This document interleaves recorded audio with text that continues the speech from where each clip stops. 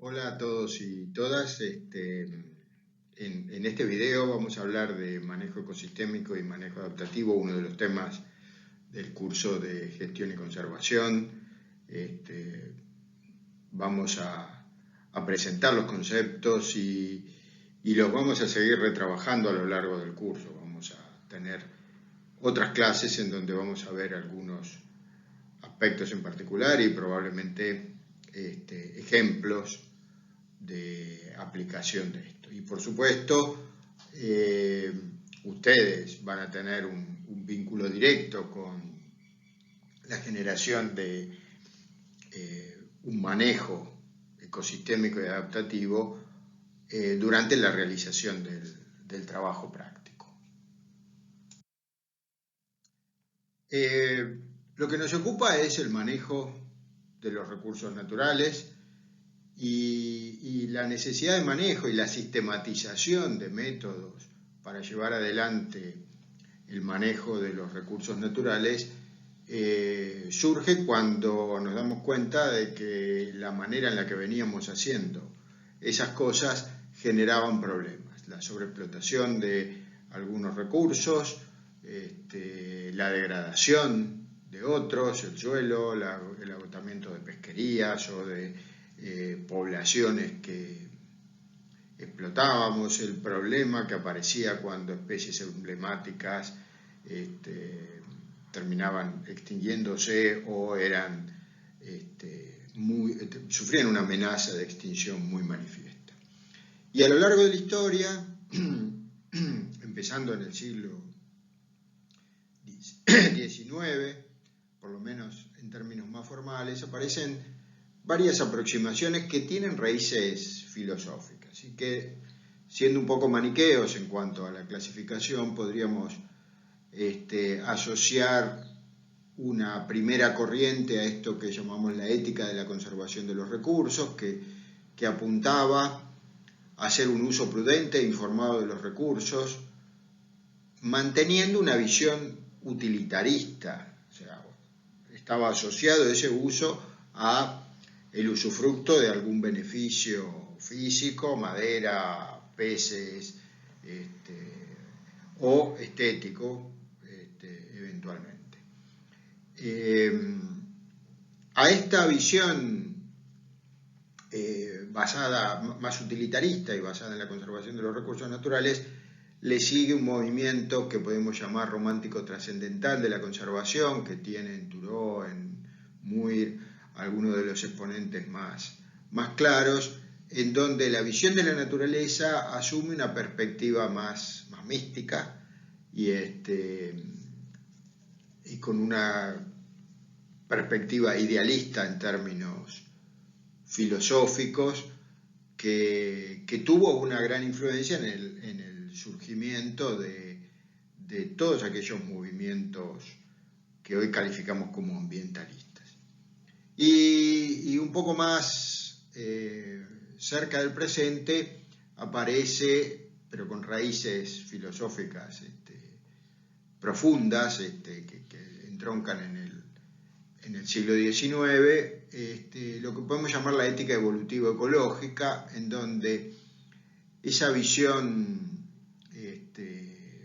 mística asume otras características materialistas, una visión de sistemas, una visión dinámica de transformación, y mira a los sistemas no como una colección de partes, ni como una colección de partes, ni como un todo inaccesible, sino que reconoce sus componentes, reconoce las interacciones que operan e identifica que el funcionamiento de esos sistemas es bastante más que la suma de las partes. O sea, asume una visión de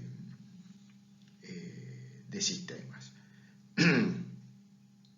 La idea de percibir a la naturaleza como un sistema muestra que difícilmente uno puede operar sobre alguno de los componentes, ya sea buscando preservarlos, usarlos, sin que se afecte el resto del sistema. Y Y la otra cosa que reconoce, que incorpora esta visión, es la necesidad de intervenir sobre los sistemas, dada la relación dialéctica que se plantea entre los humanos y la naturaleza. O sea, los humanos afectamos la naturaleza y las consecuencias de esos efectos afectan a las sociedades. Y Leopold, un norteamericano que vivió en la mitad del siglo XX, fue uno de los impulsores de esta mirada, que tiene raíces materialistas en la visión que podríamos asociar a Carlos Marx. Nuevamente, cuando uno mira estas cosas, tiende a ser maniqueísta y a estereotipar las miradas. Y a veces uno es un poco injusto, porque plantea una alternativa como obsoleta, démodé, pasada, y destaca los aspectos negativos. Es importante recordar que es difícil pensar que se desarrollaran las visiones más modernas sin haber pasado por las etapas anteriores, de la misma manera que probablemente en el futuro la visión con la que hoy pretendemos manejar los ecosistemas pueda resultarle a generaciones futuras obsoleta. Haciendo esta salvedad, cuando comparamos lo que podemos llamar manejo tradicional, manejo basado en recursos individuales, y esto que llamamos manejo ecosistémico, o sea, manejo ecosistémico en tanto y en el sentido de que estamos manejando no solamente algunos componentes, sino el todo, podemos identificar algunas de las diferencias. En el caso del manejo tradicional, MEFE, una de las lecturas que ustedes tenían recomendadas, muestra que el énfasis está puesto en algún commodity o algún recurso en particular, ya sea una pesquería, una especie, y que está mirado desde una posición más utilitarista. En el manejo ecosistémico hay un balance entre el servicio o el bien foco y una serie de otros servicios ecosistémicos, ahí los nombra como amenity o como integridad ecológica. En el caso del manejo tradicional hay una perspectiva en donde el equilibrio juega un papel muy importante, o sea, se busca mantener equilibrio, se busca llevar el sistema a un estado climáxico, o se lo toma como referencia ese estado climáxico, como cuando el manejo trata de apartarlo. En cambio, en el manejo ecosistémico, la perspectiva del equilibrio se desdibuja y asumimos que los sistemas que estamos manejando rara vez están en equilibrio, que hay una dinámica, que hay cambios estocásticos, direccionales, y que ese equilibrio dinámico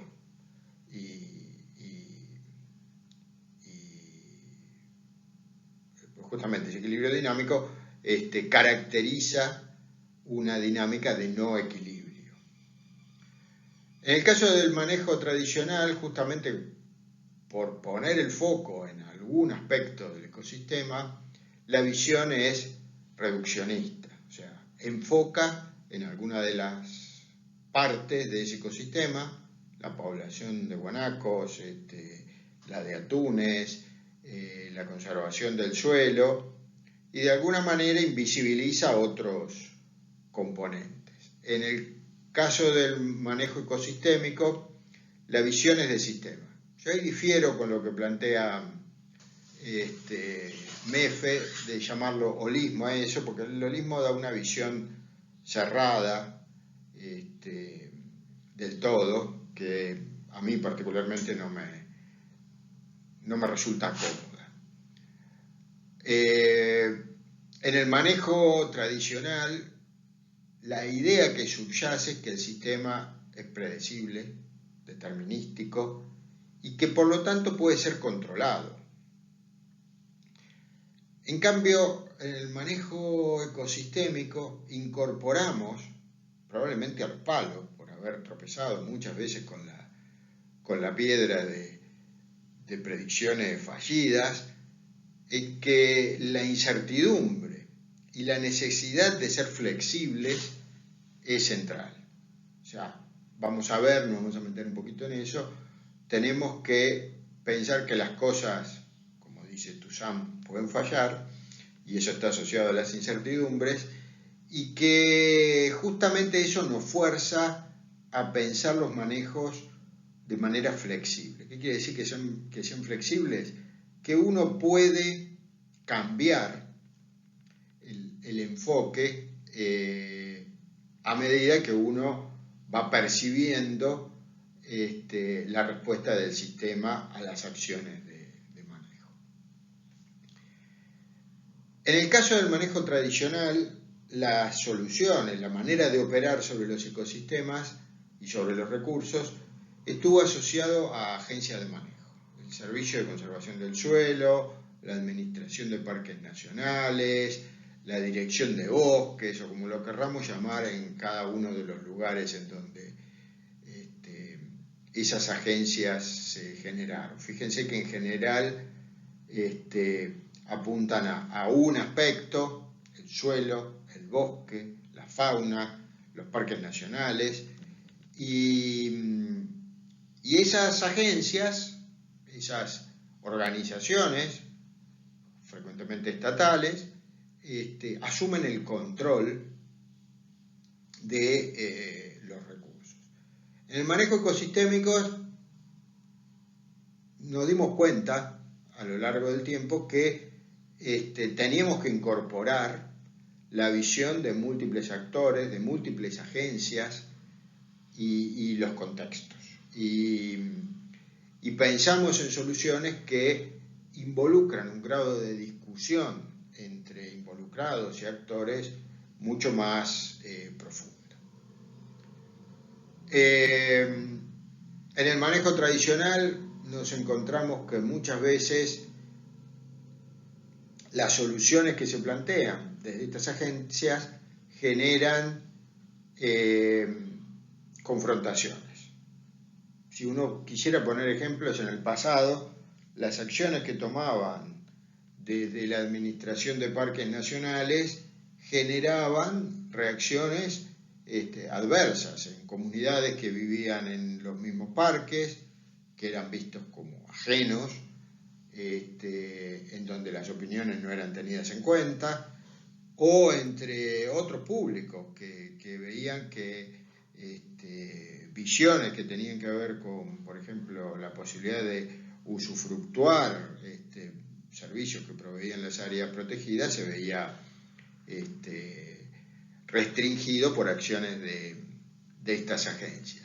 En el caso del manejo ecosistémico, la idea es que haya múltiples objetivos, que se construyan consensos, que traten de compatibilizarse intereses, visiones distintas, y que se pase de una lógica de confrontación a una lógica de consenso y acuerdo. Nuevamente, reitero, esta es una visión estereotipada de la manera en la cual, en dos maneras en las cuales se pueden manejar los ecosistemas, y que deliberadamente MEFE pone todos aquellos aspectos positivos en esto que denominamos manejo ecosistema como una etapa superadora del manejo tradicional más reduccionista. Un aspecto que caracteriza al modelo de comando y control para el manejo de los recursos naturales es que para mover al sistema de una situación actual a una situación deseada, hay una autoridad que ejerce el poder, la jurisdicción, y que a su vez está en condiciones de controlar, de manipular, poner, sacar, cortar, implementar acciones para que se produzca esa transición. Hay muchos ejemplos, tienen que ver con políticas que impulsa la Dirección de Fauna, la Dirección de Bosques a nivel provincial, municipal, nacional, la administración de parques nacionales y por supuesto que ha habido casos exitosos, pero a lo largo del tiempo se han acumulado una cantidad importante de fallas asociadas a este sistema. Las fallas son múltiples y por supuesto que las explicaciones por las cuales no funcionó algo que tiene que ver con conservación del suelo son distintas a las que nos ayudan a entender por qué fracasó una política de control de incendios en Patagonia. Pero si uno buscara algún patrón común, un común denominador que está detrás de estas fallas, el elegir un modelo equivocado de la naturaleza, ¿se acuerdan que los vimos en alguna de las clases pasadas? Parecería ser uno de ellos. De alguna manera la concepción es que la bolita puede desplazarse, si uno tiene el comando y el control, a cualquier lugar de ese plano. No reconocen esos paisajes complicados de valles y pequeñas lomadas que definen estados alternativos del sistema y que representan situaciones para las cuales, para que se produzcan esos cambios, tienen que operar una cantidad de factores muy importantes.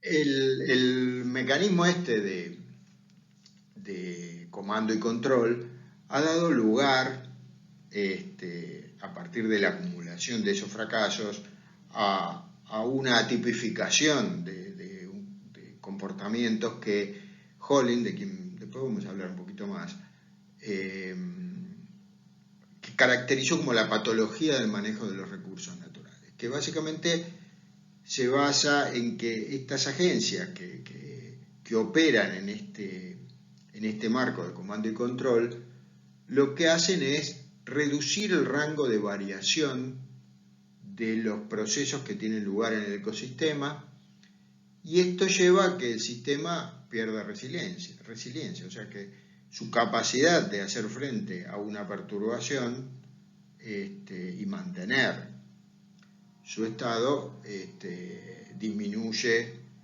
muchísimo. Los ejemplos de eso, también hay varios, capaz que el que es más gráfico, más catastrófico, es lo que pasó en el Parque Nacional Yellowstone, que seguramente escucharon hablar, es uno de los parques nacionales más grandes de Estados Unidos y del mundo, en el centro de Estados Unidos, en la parte norte del estado de Wyoming, donde está el oso yogi, por ejemplo, que ahí aparece en la diapositiva, y en donde durante muchos años se llevó adelante una política de supresión de incendios, y el Servicio Forestal de los Estados Unidos tenía ese osito que aparece ahí que te mostraba que vos eras responsable de cuidar que eso no se prenda fuego, y eso llevó a que el sistema perdiera resiliencia, o sea que la no ocurrencia de fuegos, o sea la reducción dramática de la variabilidad natural que tenía ese sistema en cuanto al régimen de perturbación, llevó a que en el momento en que no fue posible controlar esos fuegos, los fuegos asumieron una característica catastrófica y se quemó una proporción enorme de todo ese sistema. El sistema había perdido la resiliencia. Cuando pensamos en los componentes que tiene esa patología en el manejo de los recursos naturales, Holling identifica algunos elementos comunes. Primero, se impone un control humano externo, o sea, se define esa agencia, en el caso del Parque Yellowstone, el Servicio Forestal o el Servicio de Parques Nacionales, que instrumenta una medida que reduce o busca reducir, tiene como objetivo reducir la ocurrencia de un proceso, en este caso los incendios. Y todos los cambios y toda la institución se aboca a eso, o sea, se enfoca en controlar eso, o sea, el objetivo de la institución, hay una captura de agencia, digamos, como se llama, está en que no se prenda fuego. Esto hace que también aumente la dependencia económica del control. Cada vez sale más caro llevar adelante eso. Y claro, como pasó a ser un objetivo, todos los recursos están dedicados a implementar y hacer efectiva esa medida de control de la posibilidad de que se prenda fuego o lo que sea que esté, a lo que esté enfocada esa agencia. ¿Qué alternativas se pensaron para manejar los sistemas con un esquema que trascienda esta idea de comando y control? Y las ideas, básicamente, lo que buscan es remover estas cosas que se identifican como un problema, que es la falta de contexto ecológico, al focalizar en solamente un aspecto, el control del fuego, o la población de atún, la necesidad de contexto institucional, o sea que el comando está repartido entre quienes tienen algún interés en particular en ese sistema, o sea, no es solamente la dirección forestal, sino es la dirección forestal, de fauna, parques nacionales, los nucleamientos de poblaciones originarias, ONGs, algunas que tienen que ver con sistemas productivos, etcétera, etcétera. Y por otro lado, que tenga en cuenta el contexto socioeconómico, que básicamente reconozca intereses y valores en los distintos grupos que conforman esa sociedad y que llevan a que las visiones acerca de qué promover en esos sistemas pueda ser diferente. De la conjunción de ese contexto institucional, ecológico y sociocultural, en donde esas cosas intersectan, aparece esto que llamamos el manejo ecosistémico, y que tiene una cantidad de elementos que los definen y que acá resumimos brevemente. Uno es que no está enfocado en cuestiones asociadas a un componente, por ejemplo a cuestiones poblacionales de una especie, sino que tiene una visión basada en patrones y procesos, en donde se miran simultáneamente la dimensión ecológica, social, cultural, económica, institucional, etc. El énfasis no es sitio específico, sino que está en la escala de paisaje, y eso inscripto en una perspectiva regional. Hay una definición explícita de los límites del sistema, pero no solamente en términos físicos, sino también biofísicos y también humanos, ¿sí? O sea, de alguna manera se define quiénes están adentro en la dimensión social y en la dimensión ecológica y también en la dimensión institucional. Hay una definición de objetivos de manejo que es clara, transparente y que toma en cuenta lo que los distintos actores involucrados, los stakeholders en la denominación en inglés, consideran socialmente deseable en las distintas dimensiones, en la dimensión social, en la dimensión ecológica, en la dimensión cultural y en la dimensión económica. Y es una perspectiva de manejo que incorpora como marcos conceptuales. ¿Se acuerdan que el otro día hablamos, Santiago habló de eso en otra clase, del marco conceptual, que tiene que ver con inclusive con creencias, con conceptos, con aspectos teóricos, tiene un vínculo con los marcos conceptuales de salud ecosistémica, de biodiversidad, de servicios ecosistémicos, de sostenibilidad. Otros elementos que lo definen: hay una integración entre instituciones, o sea, no se busca generar parcelas divididas, compartimentos estancos, sino que se busca una articulación entre instituciones. La mirada del manejo ecosistémico es antropocéntrica, no en un sentido restringido, o sea, no está asociada al corto plazo y a tangibles, a llevarse cosas, digamos, como productos, como recursos, pero la visión responde, y el manejo que deriva de esa visión responde a valores y a intereses de los actores involucrados. Si antes decíamos que la visión o el modelo de comando y control se imaginaba un modelo de naturaleza plana, o subyacía detrás de ese manejo un modelo de naturaleza plana, en este caso el modelo de naturaleza es resiliente o evolutivo. Y hay una importancia, se le asigna una importancia muy grande a la diversidad, no solamente biótica, sino a la diversidad cultural, institucional, económica. El manejo ecosistémico funciona en sistemas que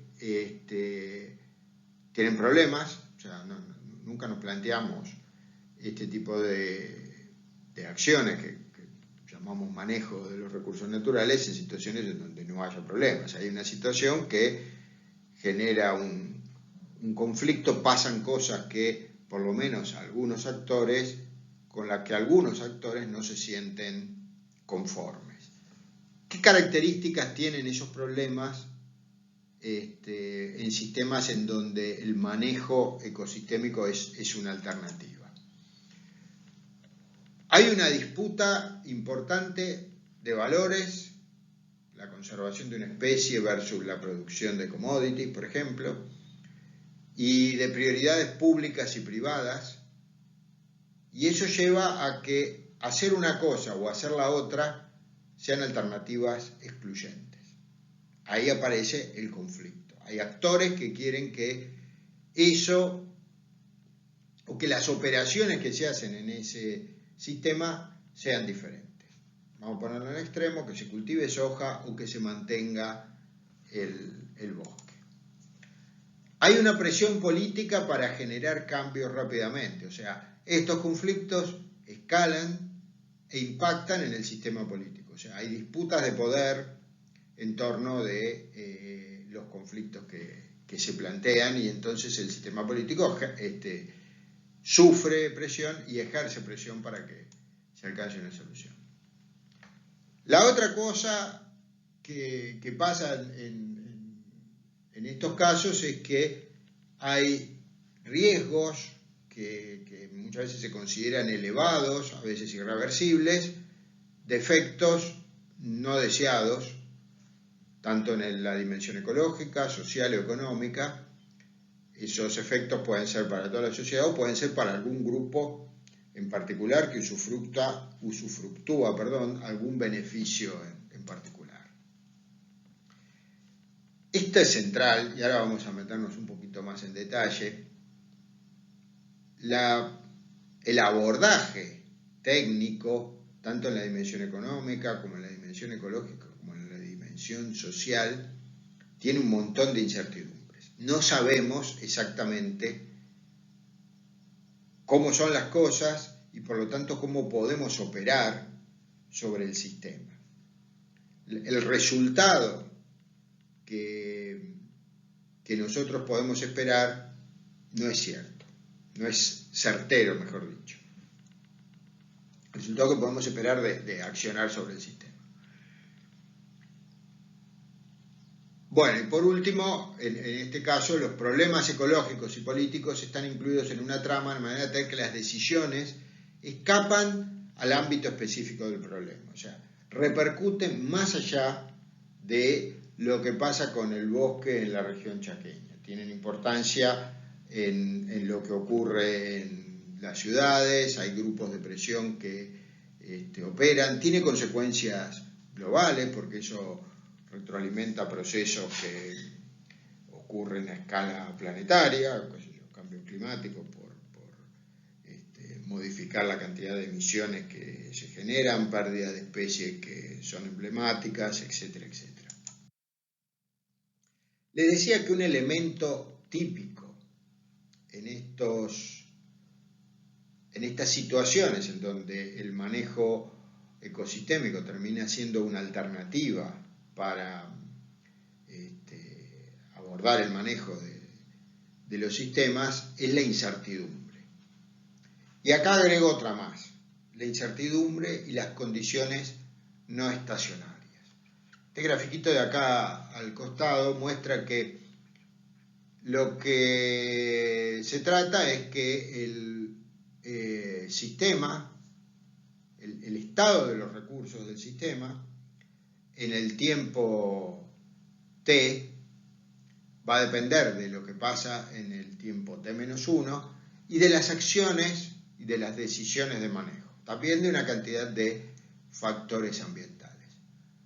Pero sobre todo, tanto sobre las condiciones ambientales como sobre las acciones de manejo, a lo largo de esa dinámica temporal, operan una cantidad de factores que generan incertidumbre.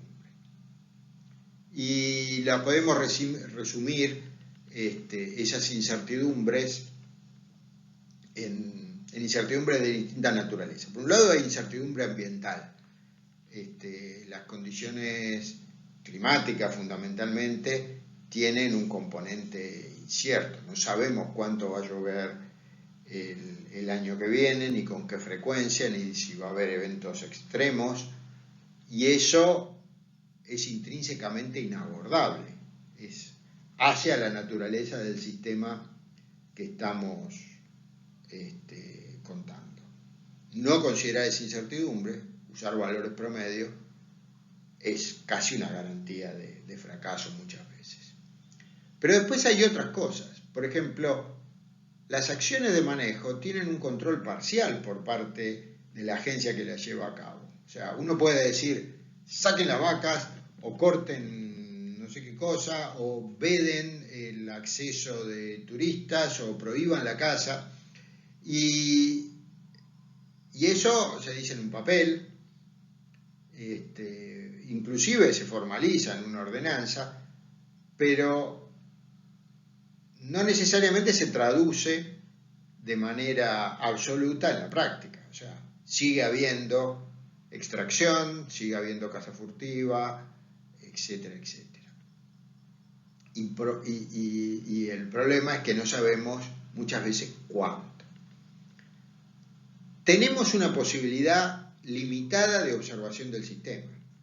O sea, la capacidad de observar y percibir lo que está pasando en el sistema está asociada a los instrumentos, a la capacidad de observación, y eso nos oculta, o por lo menos no nos permite ver la totalidad del sistema. Construimos nuestra imagen de lo que pasa en ese sistema a partir de una muestra y eso no necesariamente representa. ¿Qué quiere decir esto? Que el muestreo en el que se basa la percepción que nosotros nos construimos del sistema y de los cambios que están operando por acciones de manejo tiene que ser extremadamente cuidadosa y tiene que apuntar a bajar la incertidumbre. Por ejemplo, ¿qué incertidumbre nos preocupan? eso que llamamos sesgo, ¿no? Por ejemplo, si uno decide observar el sistema o un aspecto del sistema muestreando sobre las rutas, a lo mejor lo que pasa es que las rutas pasan por una posición particular del paisaje, no por todo el paisaje. Circulan por las partes altas para evitar lugares inundables, y eso entonces nos lleva a que construimos una imagen de todo el sistema a partir de observar solamente las partes más altas. ¿Cuál es la vacuna contra el sesgo? La aleatorización, ¿sí? ¿Cuál es otra de las vacunas contra esta percepción distorsionada? La estratificación del muestreo. Vamos a hablar de eso y de la posibilidad de bajar la incertidumbre limitada a nuestra capacidad de observación con un diseño adecuado del muestreo. Otra incertidumbre es una cosa que los distintos autores que han escrito sobre esto llaman incertidumbre estructural. No sabemos cómo funciona el sistema. O sea, tenemos una incertidumbre asociada a que no sabemos si restringir la caza de una especie va a impactar sobre el tamaño poblacional. Y muchas veces lo que encontramos es que tenemos hipótesis alternativas. Alguien dice, no cacen para que aumente el tamaño poblacional, y otro dice, sí, cazá todos los machos, porque de esa manera abrís territorios y se liberan recursos para las hembras que son las que están criando, etcétera, etcétera. Entonces, tenemos una incertidumbre en torno de cuál de esas dos interpretaciones del sistema, de esas dos hipótesis acerca de cómo funciona el sistema, es cierta. Y ahora vamos a ver que podemos diseñar acciones que nos permitan ganar confianza en una u otra de esas hipótesis y que por lo tanto nos reduzca esa incertidumbre estructural, una incertidumbre asociada a no saber cómo es que las cosas funcionan. Y por otro hay otra incertidumbre que es muy importante y que es la incertidumbre lingüística. En la discusión acerca de cómo manejar un sistema, interactuamos con otros y nos comunicamos con construcciones lingüísticas, y ahí aparecen varias cosas. A veces usamos lenguaje que es ambiguo, y por ejemplo alguien habla de malezas.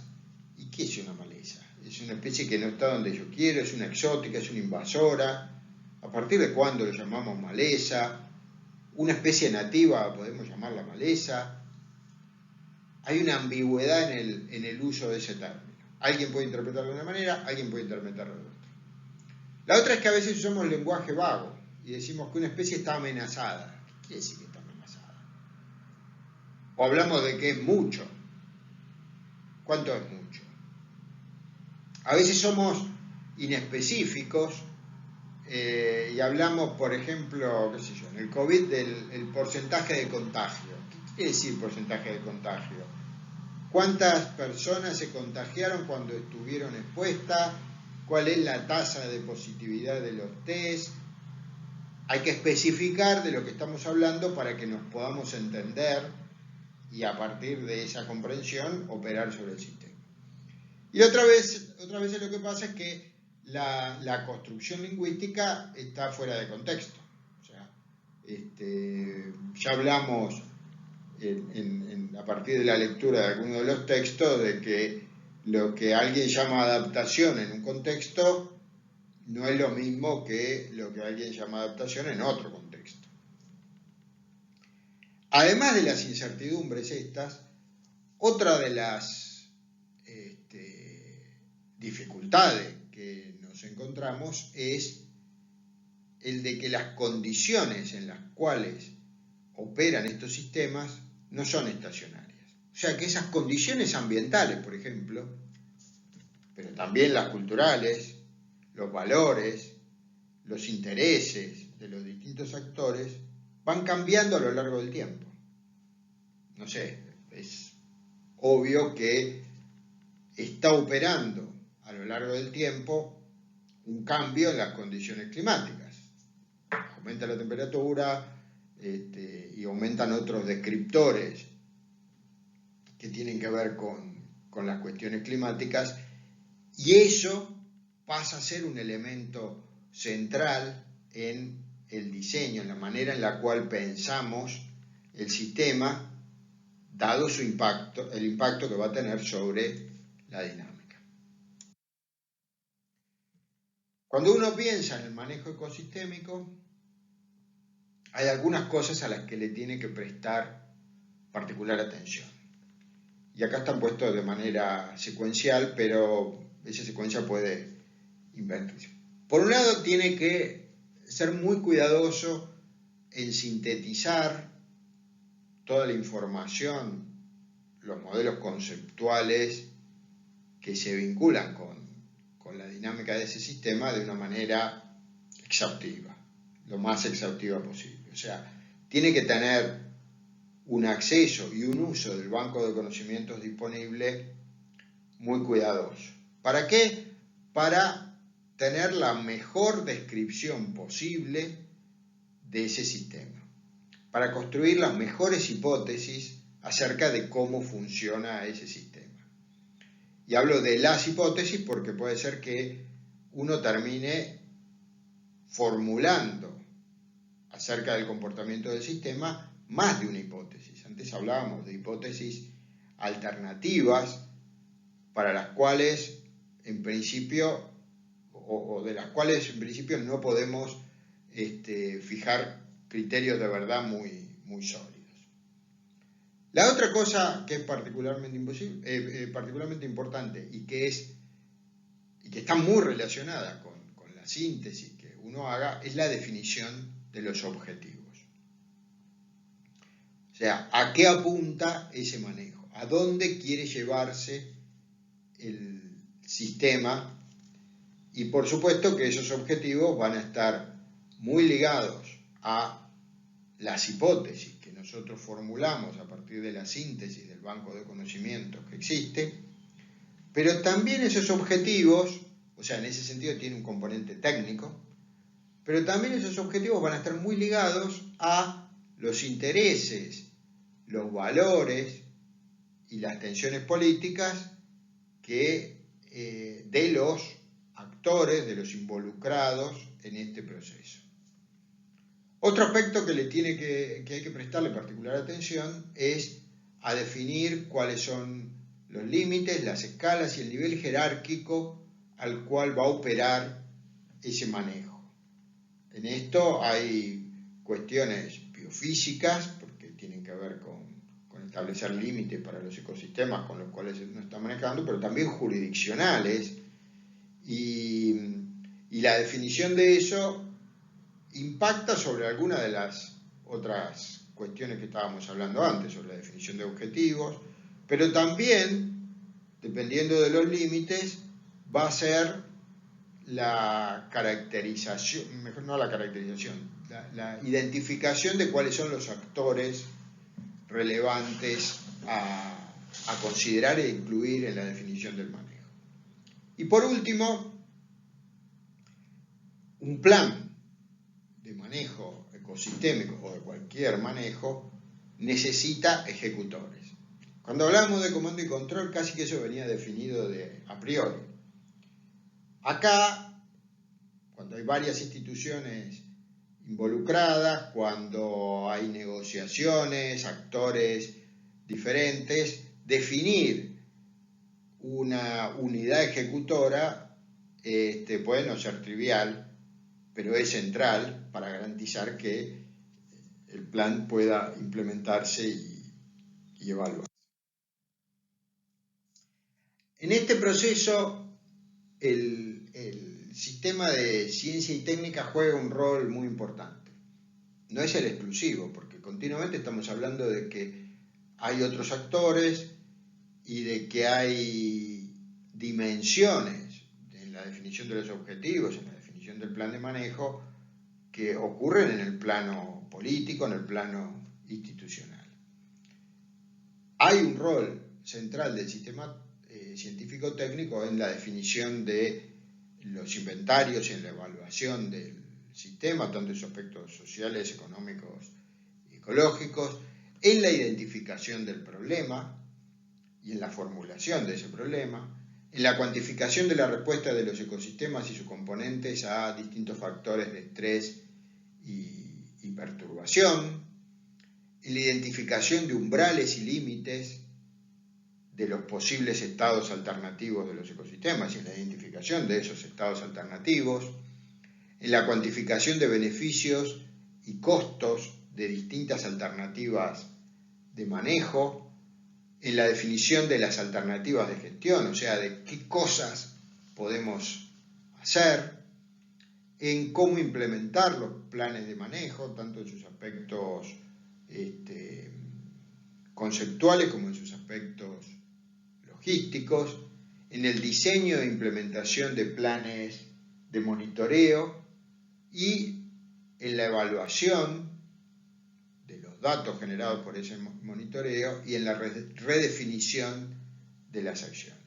Esto es, si nosotros vamos a trabajar en manejo como licenciados en ciencias ambientales, estos son los aspectos en los cuales nos tendríamos que preparar. Capaz que está bueno pensar, ahora que están terminando la carrera, cómo se sienten en relación con lo que fueron acumulando a lo largo de la carrera para cumplir estos roles. Les hablaba que la definición de objetivos es un aspecto central y que la definición de objetivos tiene que tomar en cuenta los valores e intereses, tanto para definir los problemas como para definir los límites del sistema con el que vamos a tratar. Tiene que tener, y por eso hablábamos de condiciones no estacionarias, tiene que tener en cuenta que los valores, las prioridades y los intereses cambian a lo largo del tiempo. Podemos poner muchísimos ejemplos en donde la importancia relativa que tienen cuestiones asociadas a la conservación de la naturaleza, a las prioridades que nos fijamos, a qué intereses priman en la sociedad, han cambiado a veces de manera más o menos abrupta a lo largo del tiempo. Tiene que tomar en cuenta la definición de objetivos el contexto social, educativo, económico, ideológico, en el cual se formulan los objetivos. Tiene que considerar que si bien tiene una cantidad de elementos técnicos, la definición de los objetivos es una cuestión política. Tanto la definición de objetivos como la situación de referencia, por ejemplo, decir qué es una situación saludable, es una cuestión que tiene obviamente aspectos técnicos, pero es eminentemente política. Otro aspecto que decimos que es muy importante es identificar quiénes se van a sentar en la mesa a definir los objetivos, a pensar a consensuar una visión del sistema, a definir acciones de manejo. Y la definición de los involucrados tiene una relación dialéctica con los objetivos, o sea,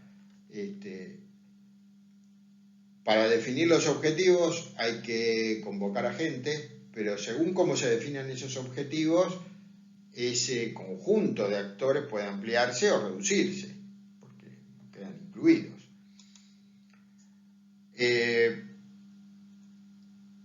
Hay que tener en cuenta la representación institucional de cada uno de esos actores, o sea, no que meramente operen como individuos, sino que asuman la representatividad institucional.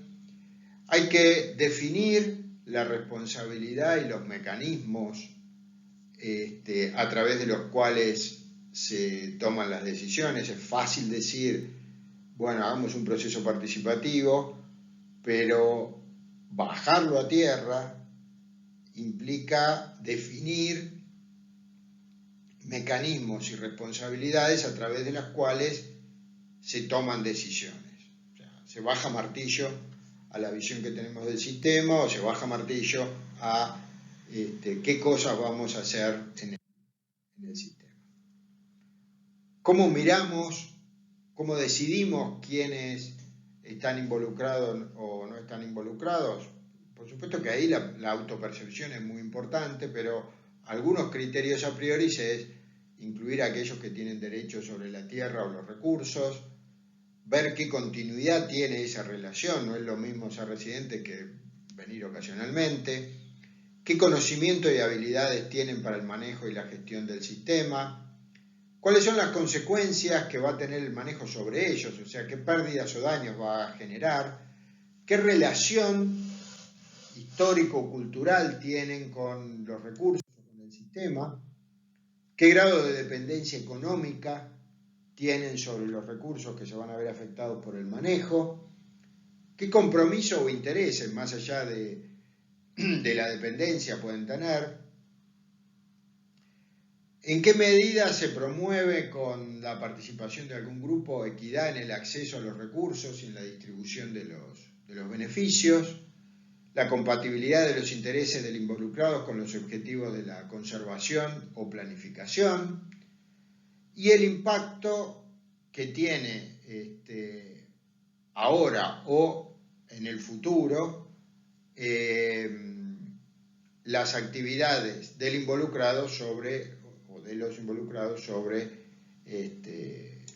otro aspecto clave a tomar en cuenta es la definición de límites, la escala y el nivel jerárquico al cual va a operar. Eso implica definir los límites del sistema, mirar esto en relación con los objetivos, definir desde el punto de vista geográfico el alcance y vincularlo con tema de tenencia de la tierra. Pensar la escala implica pensar en el grano, en la resolución y en la extensión del análisis y además ubicar al sistema que se va o que se pretende manejar en un sistema, en un contexto jerárquico. ¿Qué quiere decir esto? Tratar de ver con qué nivel jerárquico inferior se vincula y cuál es el sistema jerárquico que le impone restricciones.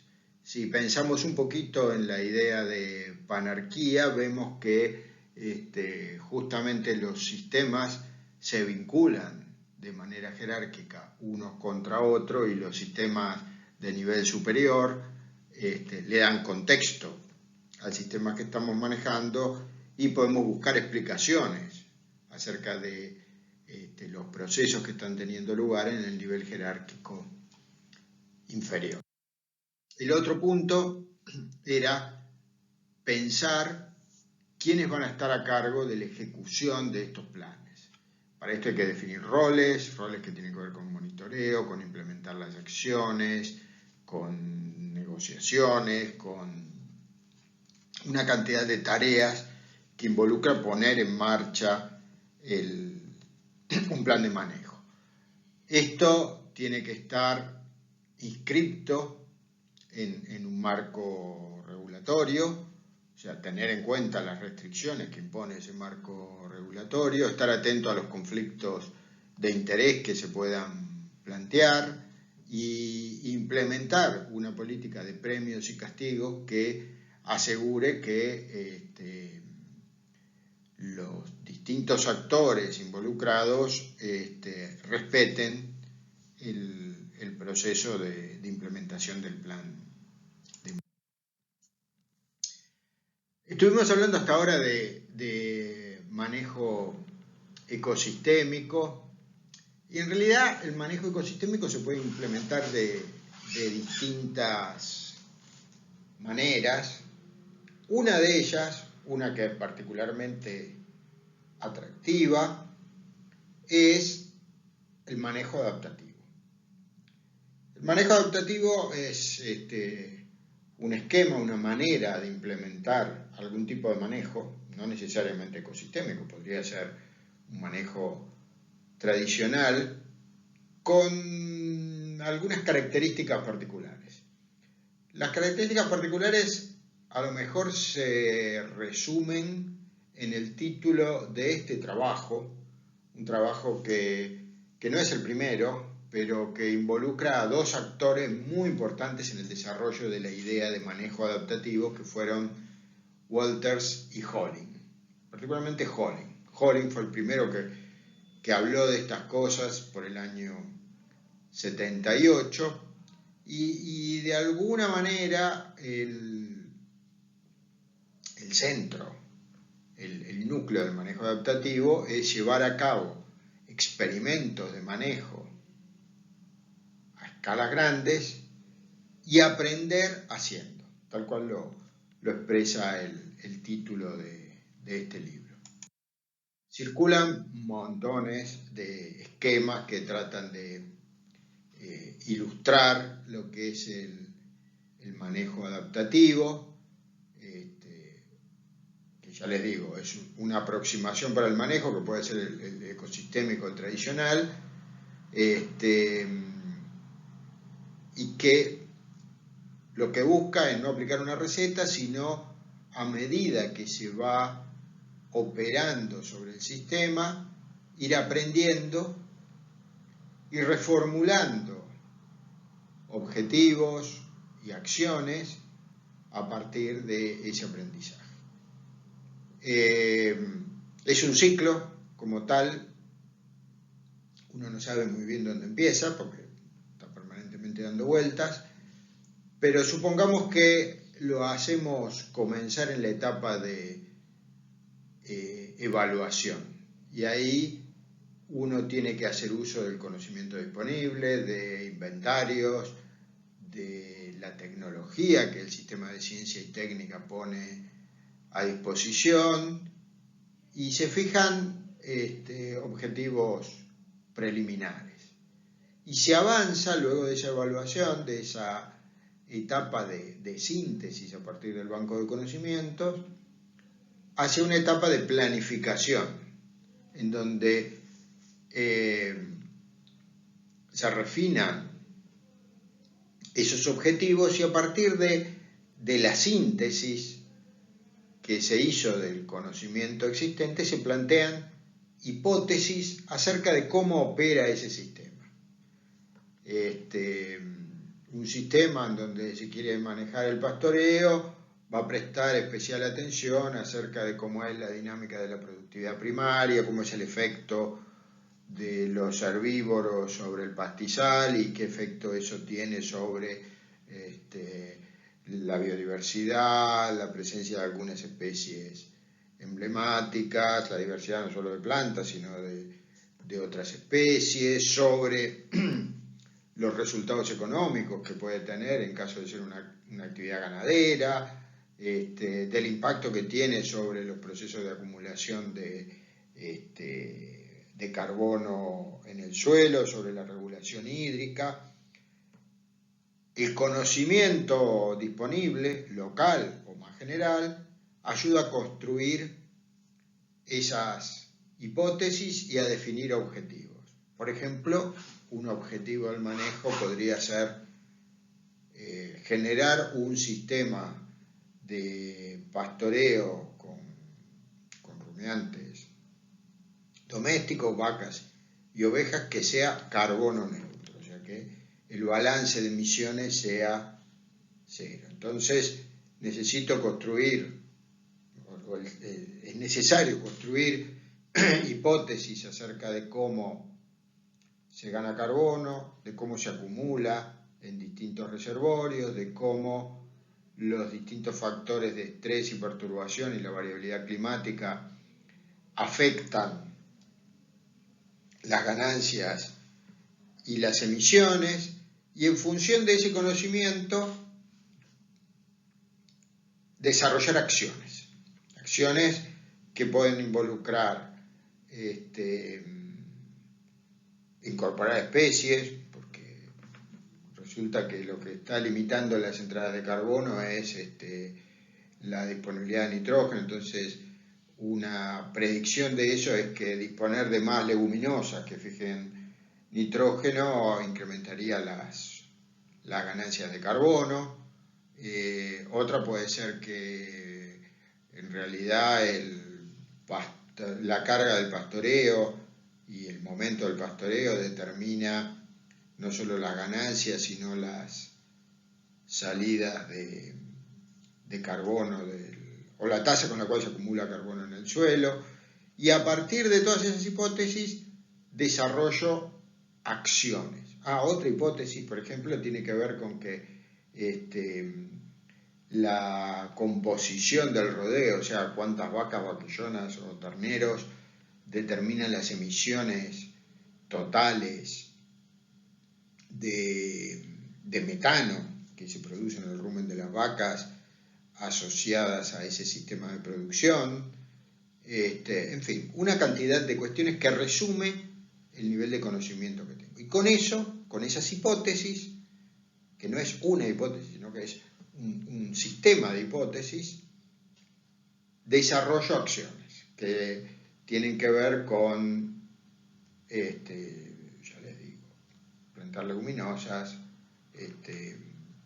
manejar el rodeo con fechas de entore y destete y tipo de raza, etcétera, en particular, definir una carga ganadera, cuántas vacas por hectárea, monitorear la disponibilidad de forraje para que nunca esté por debajo de determinados niveles que aseguran que la incorporación o que la productividad secundaria, la productividad subterránea, la productividad primaria subterránea sea tal o cual. Todo eso se traduce en que pongo vacas, saco vacas, planto cosas, hago alambrados, etcétera, etcétera. Esas acciones están asociadas entonces a predicciones de las hipótesis. Yo espero que pasen determinadas cosas en aquellas variables que representan el estado de ese sistema en relación con los objetivos que yo me planteé. Por ejemplo, los objetivos podrían haber sido generar sistemas más sustentables desde el punto de vista económico y ambiental. Y eso después lo traduzco en que sean carbono neutro y que tengan una rentabilidad o un margen bruto por encima de determinados valores. Entonces, las predicciones que yo hago del sistema es que si acorto el periodo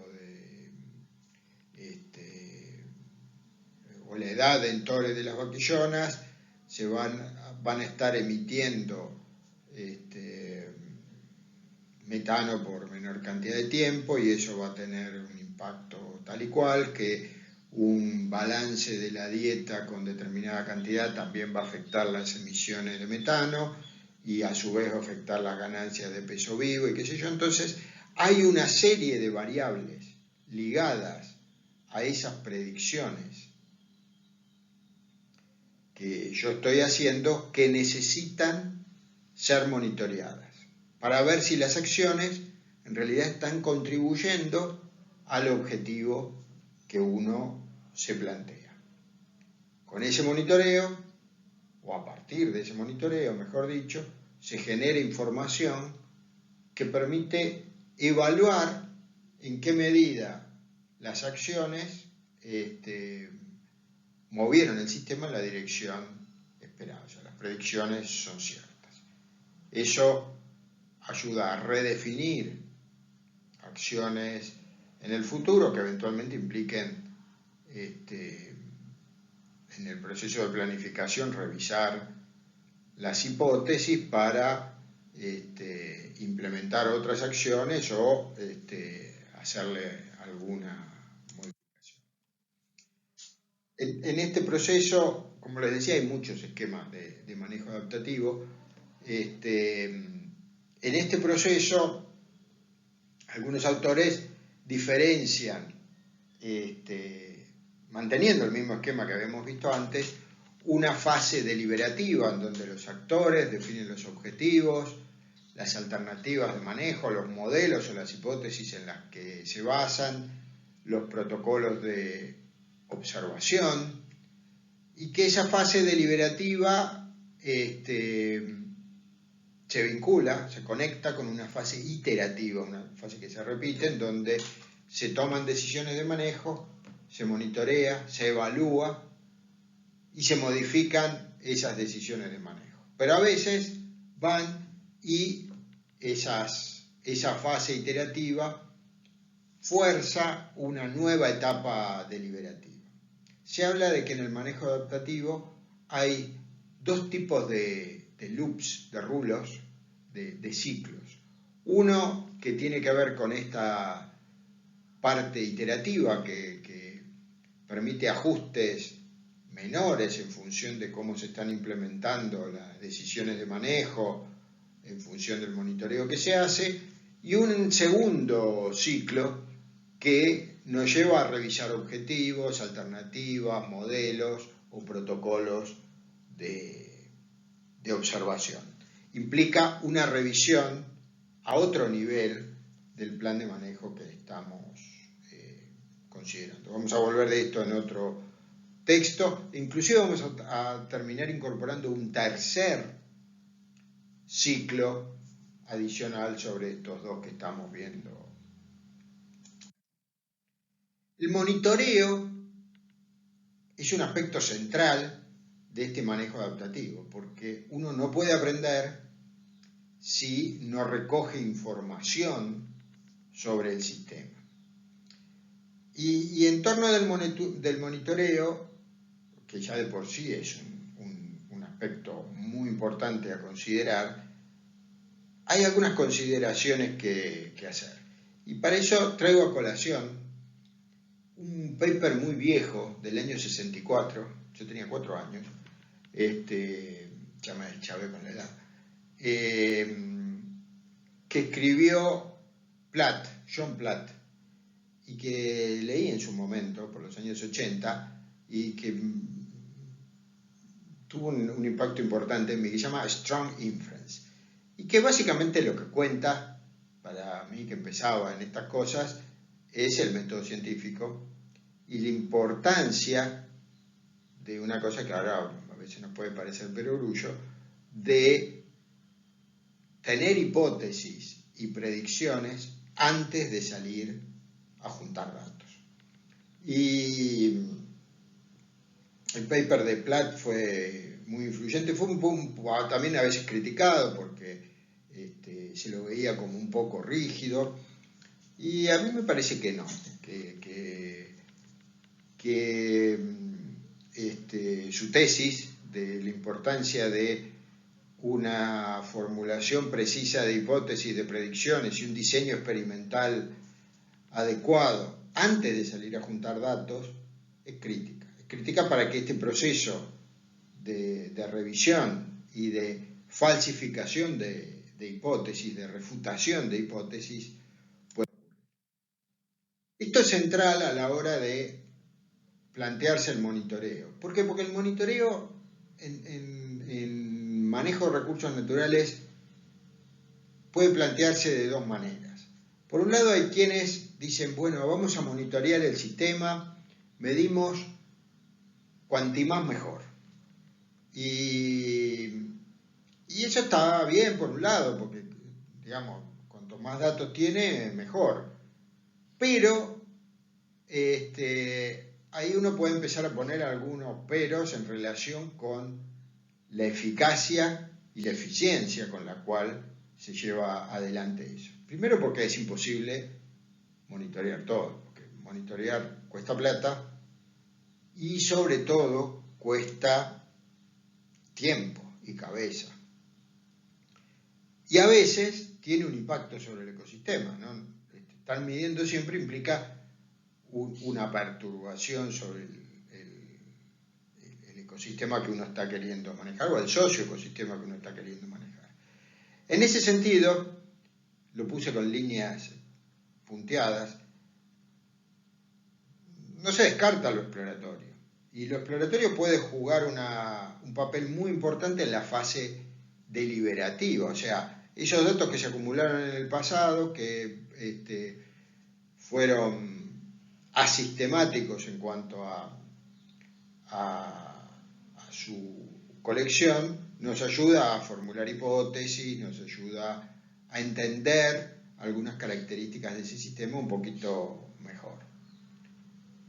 Pero lo que pasa a ser central y a lo que puede contribuir ese monitoreo exploratorio es a definir las hipótesis. Lo pongo en rojo porque el manejo adaptativo no puede ir desligado de la formulación de hipótesis. Y está bueno asociar esas dos cosas de manera intrincada y casi inseparable. Esas hipótesis son las que definen las acciones de manejo y son a su vez las que definen, tanto las hipótesis como las acciones de manejo, el tipo de monitoreo más virtuoso, el enfocado. ¿Enfocado a qué? A verificar predicciones generadas por esas hipótesis y que de alguna manera se implementan a través de las acciones de manejo. Eso quiere decir que no midamos todo. Midamos o estimemos, monitoreemos aquellas cosas que contribuyen particularmente a refutar hipótesis acerca de cómo nos imaginamos que opera ese sistema y por lo tanto cómo puede ser manejado ese sistema. Y eso lleva a plantear esta cosa, que la pongo grande para que nos quede claro, a que el manejo adaptativo, justamente por estar indisolublemente asociado a la formulación de hipótesis y predicciones, es distinto a un esquema basado en el ensayo y el error. El mecanismo de ensayo y error es también un mecanismo a través del cual uno aprende, pero aprende mucho más lentamente, porque una vez que fracasó algo, yo no sé por qué fracasó eso, no sé qué tengo que descartar, simplemente no funcionó. Con el manejo adaptativo, yo sé que ahora este mecanismo que me había planteado, que, volviendo a un ejemplo que poníamos antes, que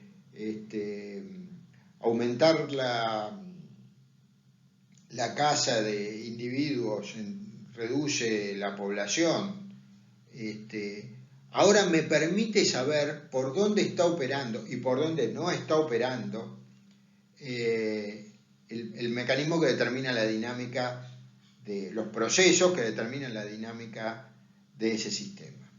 El ensayo y el error, mirado livianamente, puede parecer un manejo adaptativo, pero se diferencia en algo fundamental, que es que no hay una hipótesis detrás y por lo tanto no hay una oportunidad genuina de aprender. De alguna manera el manejo adaptativo, a partir de evaluar predicciones de las hipótesis, permite descartar caminos que el ensayo y el error no permite. Uno, después que fracasó un ensayo, no sabe por dónde seguir. Tiene todas las posibilidades abiertas. En el caso del manejo adaptativo, no. Acotamos la manera a partir de la cual vamos a seguir explorando el comportamiento del sistema. Dentro del manejo adaptativo, también, como siempre, empiezan las clasificaciones y las diferencias. En muchas ocasiones se habla de manejo adaptativo pasivo o se habla de manejo adaptativo activo. Y la diferencia entre esos dos tiene que ver con el grado de manipulación del sistema. En el manejo adaptativo pasivo hay un plan a implementar o más de un plan a implementar y hay detrás una hipótesis, pero no se prueban distintas hipótesis, simplemente se busca monitorear para que las predicciones de esas hipótesis puedan ser evaluadas y eventualmente refutadas. En ese caso, el grado de control que se tiene sobre el manejo es mucho menor. En el manejo adaptativo activo, en realidad, la cosa se empieza a parecer mucho más a un experimento tradicional, en donde se definen tratamientos, entre comillas, que corresponden a distintas alternativas de manejo que pretenden evaluar las consecuencias de acciones distintas y que se vinculan con hipótesis acerca del funcionamiento del sistema o de importancia relativa de factores distintas. Por supuesto que hacer un manejo adaptativo pasivo tiene mucho menos costos de transacción porque el diseño es más fácil, generalmente se puede montar sobre situaciones de manejo que se están implementando en la práctica, lo cual es muy importante porque esto involucra generalmente un manejo adaptativo, grandes superficies, muchos recursos, entonces las dificultades logísticas que se enfrentan para el diseño de un experimento son grandes. ¿Cuál es la contra principal? La capacidad de inferencia que tenemos es muchísimo menor. En el medio de esas dos cosas hay, por supuesto, un gradiente. Uno de los aspectos que uno siempre debería considerar en el caso de, inclusive del manejo pasivo, es tener controles. O sea, poder definir áreas en las cuales que funcionan como testigo, como control, en tanto no se aplica un manejo determinado. A veces ese control es un área distinta, o sea, hay un control en el espacio, a veces es un control en el tiempo, o sea, uno mira la situación previa. Vamos a ver en otra clase, cuando veamos los enfoques estadísticos a partir de los cuales podemos evaluar manejos adaptativos, cuáles son las alternativas que nos encontramos. Si miramos en un plano en donde ponemos por un lado en el eje de las X el objetivo de aprender, de generar conocimiento per se, y en el otro eje el foco en el manejo, o sea, en hacer cosas para alcanzar determinados objetivos, nos encontramos que eso que llamamos investigación básica tiene como objetivo empujar la frontera del conocimiento, o sea, aprender, comprender más, y no tiene el foco en resolver, en alcanzar un objetivo de manejo, ni que se produzca más, ni que se conserve más diversidad, ni que aumente la población de una especie amenazada. Por el otro lado, el manejo convencional pone todo el foco en tratar de aumentar la población de una especie amenazada, en conservar el suelo, pero no tiene como objetivo, hace un aporte relativamente menor a mejorar el conocimiento. El manejo adaptativo se ubica primero en un plano más grande, tratando de abarcar ambas cosas, o sea, el ideal sería ubicarnos acá arriba, o sea, un sistema que no solamente contribuye mucho al foco a los objetivos del manejo, pone foco en los objetivos del manejo, sino que a su vez mejora la comprensión que nosotros tenemos del sistema. Manejarnos acá es la situación ideal. Si también fuéramos esquemáticos, a lo mejor los sistemas pasivos corresponden a aquellos manejos que se ubican en esta zona y los manejos activos son los que se ubican acá. ¿Por qué un manejo activo contribuye más a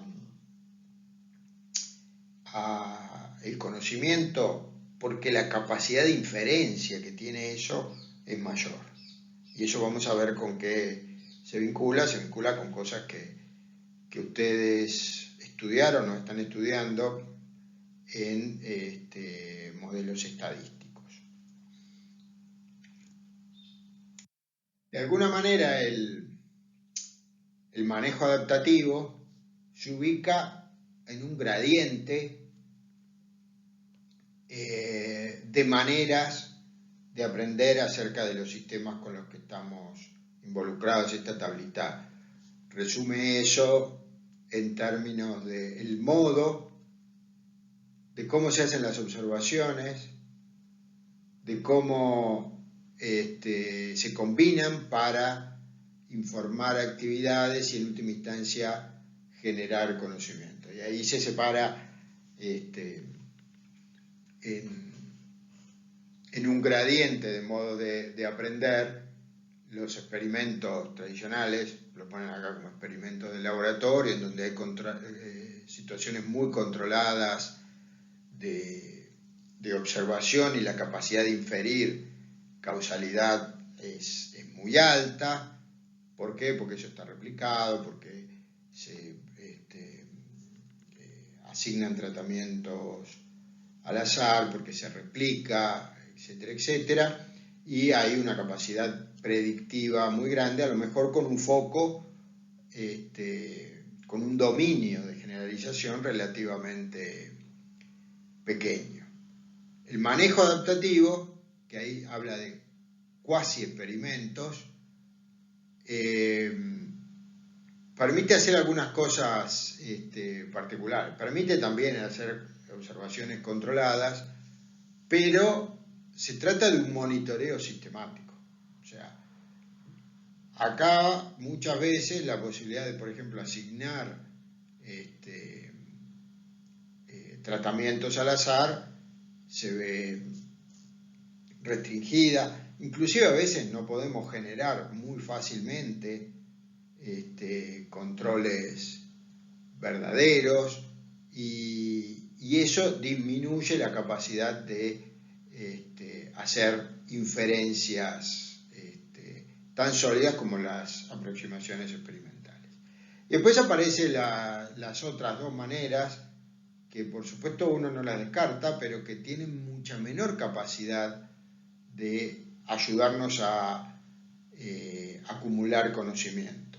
El ensayo y el error nos genera algún conocimiento empírico que pasa a ser valioso, que uno no puede descartar, pero que, y que uno tiene que capitalizar en el proceso de diseño e implementación de un plan de manejo, pero que no debe ser la manera a través de la cual nos movemos hacia adelante.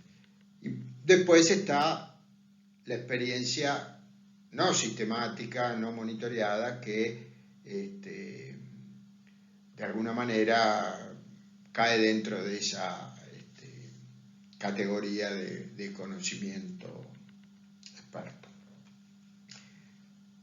Quería terminar esta clase con una tablita que pone MEFE, esa lectura que les incorporamos como material adicional, y que habla casi que yo estuve hablando de las virtudes y estuve haciendo de vendedor del manejo adaptativo. Y el manejo adaptativo es muy atractivo, nos resulta muy justamente atractivo por las capacidades de aprender, por la posibilidad de vincular con el conocimiento existente y de generar nuevo, en fin, todas las ventajas y las virtudes que le fui planteando. MEFE plantea que cuidado, que miremos con detalle aquellas circunstancias en las cuales el manejo adaptativo puede funcionar. Vuelvo a citar a Toussaint. Puede fallar el manejo adaptativo y puede fallar porque no se dan situaciones ecológicas que resulten apropiadas para este tipo de cosas. Si nosotros queremos ver entre manejos diferencias chiquitas, sutiles, no las vamos a ver. ¿Por qué? Porque no vamos a tener suficiente cantidad de réplicas, porque no controlamos todos los otros factores y entonces muy probablemente queden oscurecidas por otros efectos.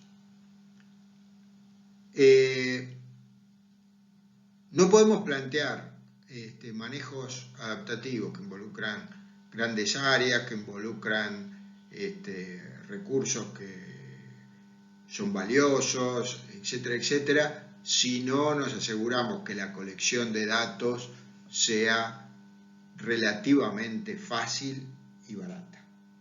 Los experimentos, los manejos adaptativos tienen un horizonte temporal en general largo, grandes superficies, y si no aseguramos eso, si dependemos de que se tomen muestras cuyo análisis es extremadamente caro en el laboratorio y que implican un trabajo de campo enorme, probablemente la cosa fracase.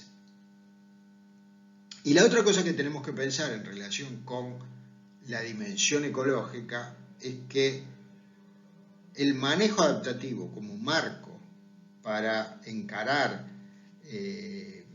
la gestión de los recursos tiene que ofrecer resultados en un plazo razonablemente corto. Estamos hablando de unos pocos años.